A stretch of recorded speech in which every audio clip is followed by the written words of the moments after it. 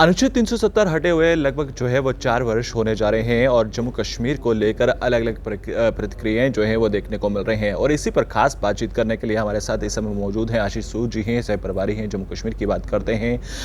आप दिल्ली से अभी पहुंचे हैं सर, किस तरह से देख रहे हैं कि 4 वर्ष होने जा रहे हैं, एक तरफ अनुच्छेद 370 का मामला जो है उच्च न्यायालय में चल रहा है और दूसरी तरफ आज उच्च न्यायालय से एक बड़ा फैसला जो है आया है जिसको लेकर कांग्रेस के अंदर खेमे के अंदर जो है जश्न का माहौल है। ये कहा जा रहा है कि राहुल गांधी का जो है एक बार फिर से वापसी हुई है और आने वाले समय में वर्ष 2024 में कांग्रेस जो है एक बड़े पैमाने पर खिलकर सामने नजर आएगी। देखिए, अनुच्छेद 370 और 35 से जम्मू कश्मीर के टेम्परेरी प्रोविजंस थे जिन्होंने यहाँ की महिलाओं के लिए, माताओं बहनों के लिए उनके अधिकारों को छीनने का काम किया है। वाल्मीकि समाज, गोरखा समाज और अनेक ऐसे समाज जिनको पीओजे से माइग्रेंट जो 1947 की समय में आए, उन सब के अधिकारों को छीनने का काम धारा 370 के माध्यम से हुआ है। इसलिए उसके हटने के बाद जिस प्रकार से जम्मू कश्मीर में डेवलपमेंट के काम शुरू हुए हैं, जिस प्रकार से तेज़ी से सड़कें बननी शुरू हुई, जिस प्रकार से तेज़ी से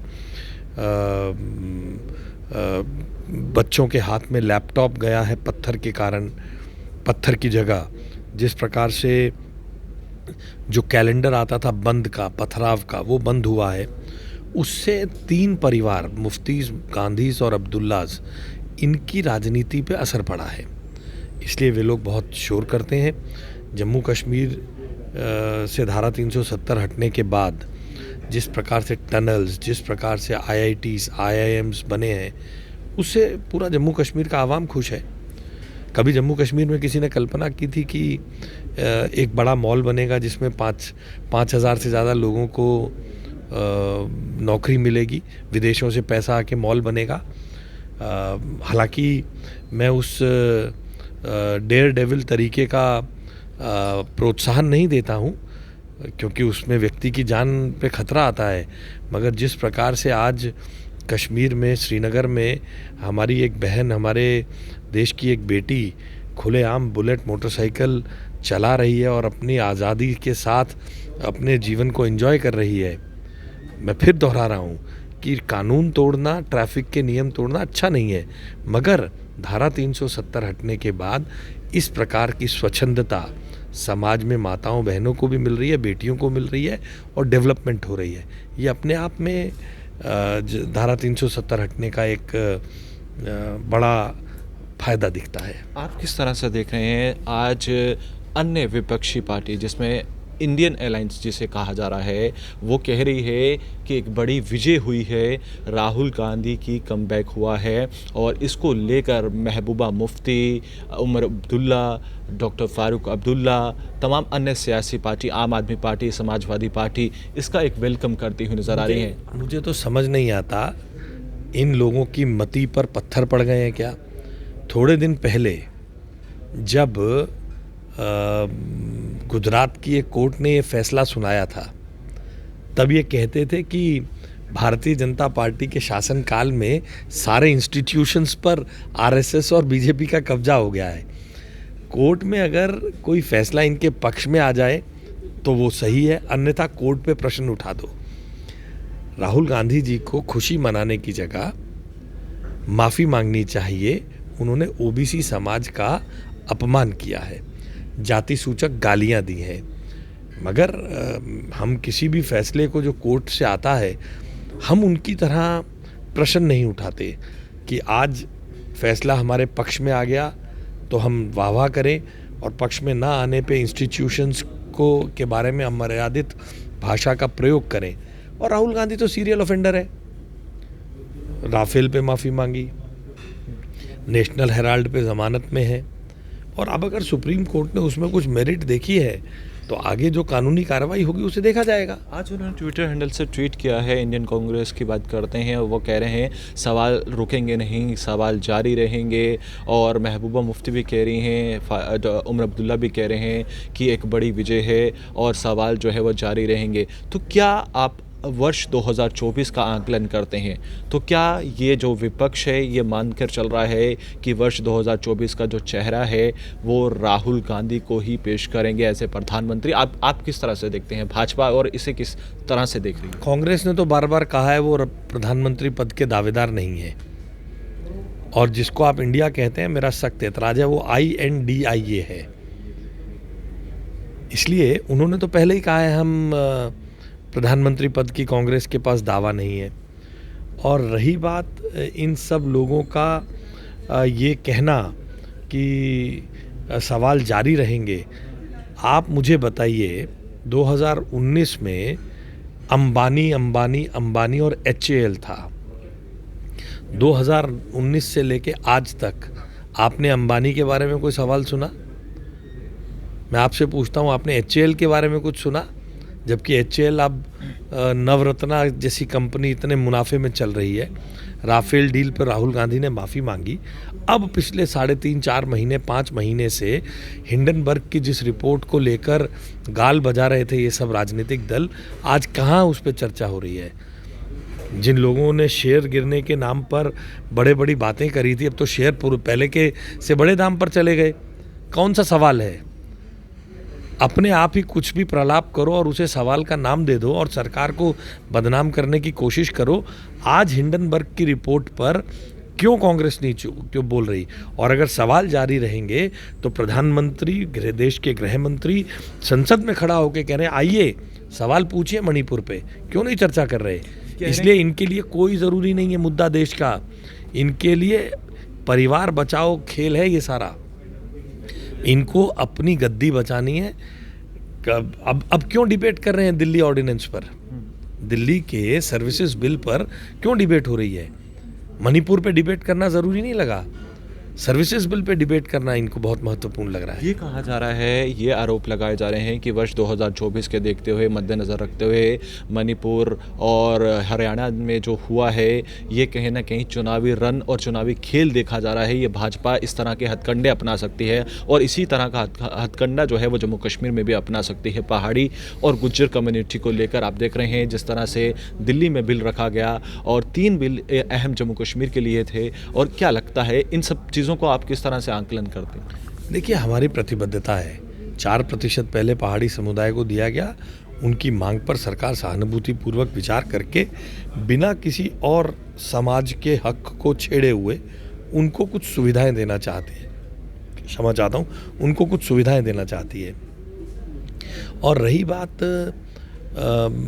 हरियाणा की घटना से को चुनावों से जोड़कर देखने का, देखिए इंडियन यूनियन मुस्लिम लीग जो तथाकथित INDA का हिस्सा है, उसने केरल की सड़कों पर जिस प्रकार के सांप्रदायिक नारे लगाए उस पर किसी ने एक बार भी टिप्पणी नहीं की है।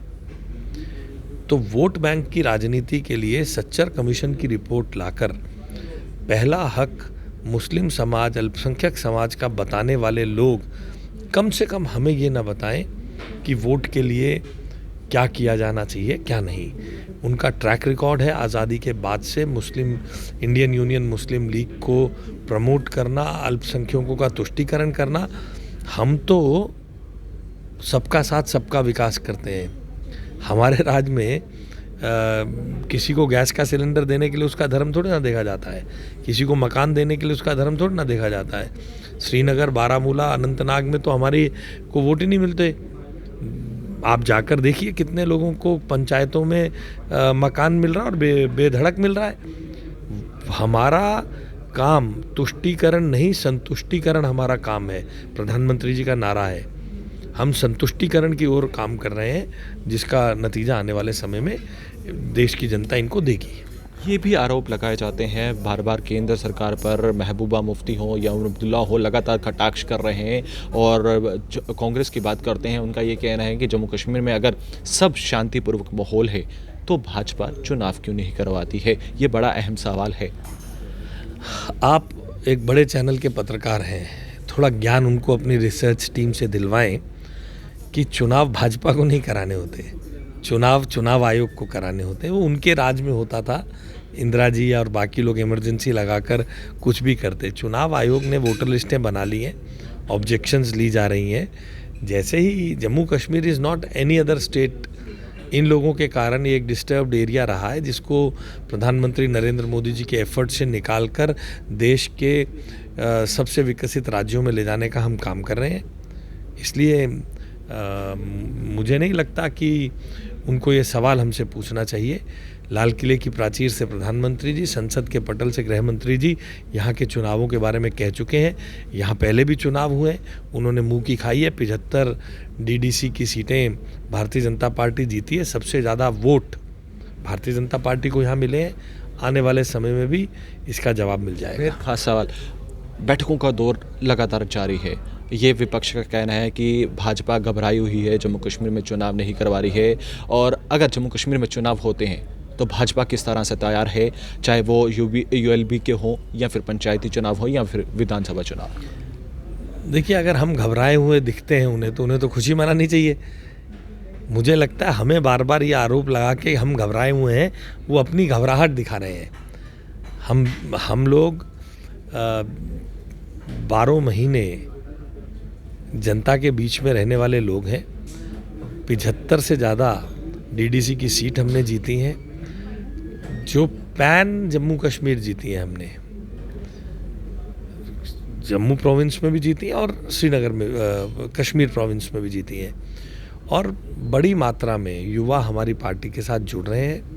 हमें विश्वास है हर घर जल, प्रधानमंत्री आवास योजना, आयुष्मान भारत कार्ड से लोगों के जीवन में जो परिवर्तन आया है, आईआईटी आईआईएम्स खुलने से लोगों के जीवन में जो परिवर्तन आया है, उसके आधार पर जम्मू कश्मीर की जनता झोली भर के भारतीय जनता पार्टी को जिताएगी। एक आखिरी सवाल, खास सवाल, 6 तारीख को देश के प्रधानमंत्री वर्चुअल मोड पर ज्वाइन करेंगे। पूरे भारत में लगभग जो है 500 ऐसे रीडेवलपमेंट जो है रेलवे स्टेशन हैं जिनको इंफ्रास्ट्रक्चर बिल्ड किया जाएगा, जिनमें शॉपिंग मॉल्स होंगे और प्लेटफॉर्म्स को बढ़ाया जाएगा, और जिसमें जम्मू कश्मीर के भी 4 ऐसे हैं, जिसमें जम्मू रेलवे स्टेशन है, बड़गाम है, या फिर कटरा की बात करते हैं, वहाँ से डॉक्टर जितेंद्र सिंह जो है 6 तारीख को ज्वाइन कर रहे हैं, और जम्मू से जुगल किशोर जी की बात कर रहे हैं, वो ज्वाइन कर रहे हैं। तो ये कितना बड़ा आप रीडेवलपमेंट सोचते हैं? देश के प्रधानमंत्री जो हैं वो खुद वर्चुअल मोड पर ज्वाइन करने जा रहे हैं, और जम्मू कश्मीर के विकास के लिए कितनी बड़ी है, और यहाँ के रोजगार को लेकर आप?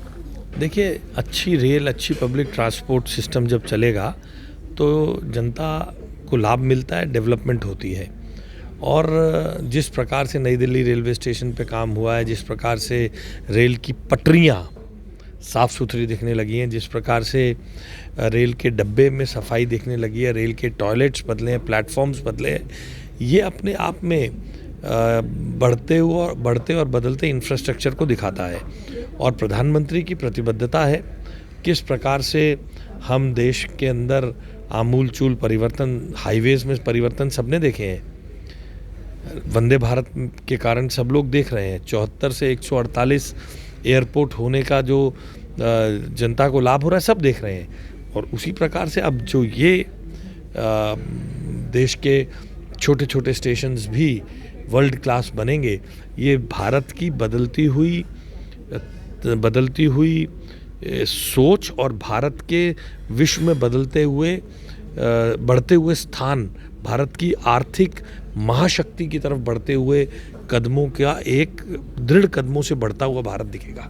चलिए, बहुत बहुत शुक्रिया गुलिस्तान को समय देने के लिए। धन्यवाद।